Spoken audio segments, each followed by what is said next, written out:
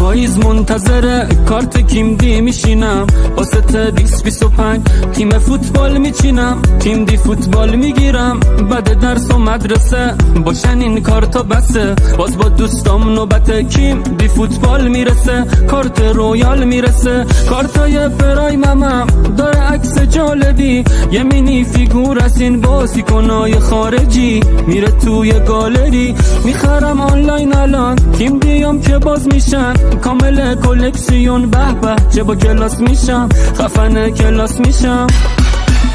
کیم دی رو که تکوندی اسم بازیکن خوندی، با اسکن این کد اونو توی تیم تو نشوندی، کیم دی رو که تکوندی کل همه رو خوابوندی، خودتو با یه کامبک به قرعه کشی رسوندی.